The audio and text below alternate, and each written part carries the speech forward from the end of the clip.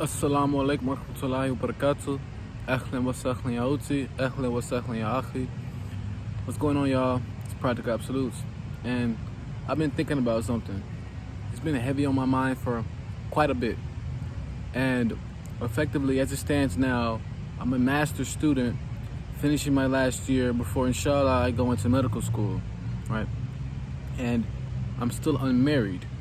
See, the thing is that in previous times, the concept of acquiring wealth that is enough to be able to pay for everything that is required in the family was not necessarily without hardship, of course, but it was, I would argue, as maybe you could say possibly even easier. The systems we have now, it's just such that you have to go through very specific parameters, specific steps, so that you can get a amount of money that's worth using to be able to live with. And being a Muslim man must be responsible for all of the finances of the woman. Now, what does that translate to? When you're living in America, for example, you have to have enough money that can pay for your way, your kids, and your wife. What I mean by that also is that you cannot force your wife to work. You cannot force any of that, because the responsibility of that is on the man. And in order to be able to get this much money that is required, you have to, go through a sort of set of steps. Whether you go blue collar or white collar, you have to spend a lot of time trying to procure that wealth.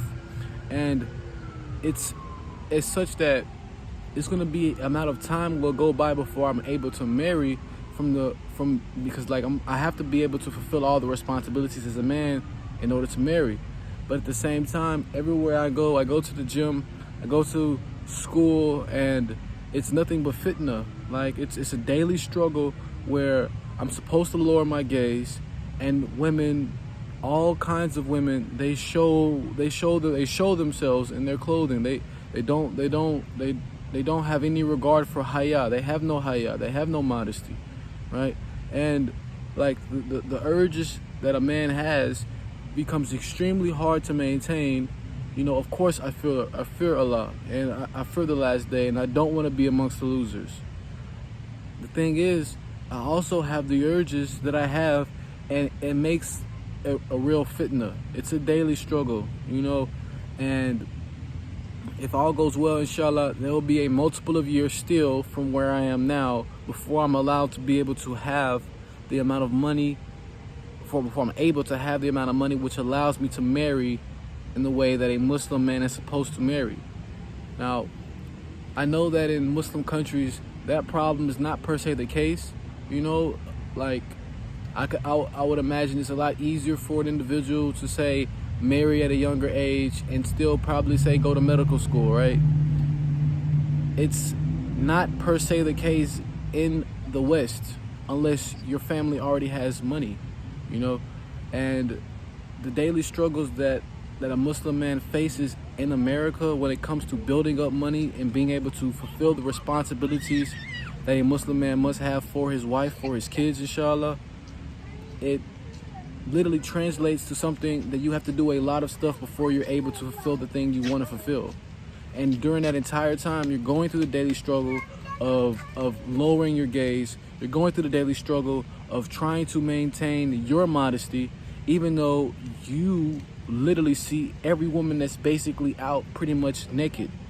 And being a man, that's going to bring out your animalistic urges, right? Even though I know this, I know that Allah Azza wa Jal does not put problems and obstacles in front of individuals that they cannot mitigate through and handle. So I'm going to continue each day going through the hardships, irrespective of the lack of modesty, irrespective of the daily fitna. It's because it's what I must do as a Muslim man. Jazakallahu khairan. Wa assalamu alaikum. Ma salama.